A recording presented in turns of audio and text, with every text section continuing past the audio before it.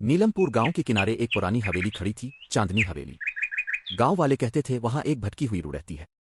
आज सुमित्रा देवी अपने बच्चों रवि और रीमा के साथ इसी हवेली में रहने लगी थी। उन्हें क्या पता, इसी रात हवेली के दरवाजे खुद ब खुद चरचराने लगे। दीवारों के पीछे से किसी औरत की सरगोशी सुनाई दी। रीमा खौफजदा हो गई। सुमित्रा ने बच्चे को गले लगाया, मगर उनके चेहरे पर भी खौफ साफ नजर आ रहा था। ये मेरा घर है। अगली सुबह रवि को एक पुरानी धूल भरी डायरी मिली। इसमें लिखा था, मैं चांदनी हूं इस हवेली की रूह, मुझे धोखा देकर मार दिया गया। सुमित्रा ने गहरा सांस लिया। हमें इसकी सच्चाई जाननी होगी। रात को रवि और रीमा ने हवेली के कमरे में चिराग जलाया। अचानक एक सफेद रोशनी उभरी।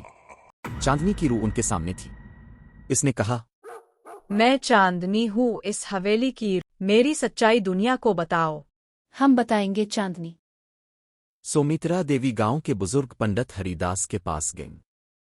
उन्होंने बताया, इन दिन इन्हें औरत थी, जमींदार ने लालच में आकर इसे कत्ल किया। अब इसकी रूह इंसाफ मांगती है। अगले दिन सुमित्रा ने गांव के सब लोगों के सामने डायरी पढ़कर सुनाई। जमींदार के वारिसों ने शर्मिंदगी के साथ मुआफी मांगी।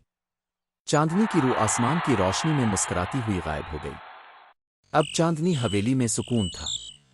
रीमा बाग में खेल रही थी, रवि मुताला कर रहा था और सुमित्रा पौधों को पानी दे रही थी। सुमित्रा ने मुस्कुरा कर कहा, सच्चाई हमेशा खौफ को शिकस्त देती है।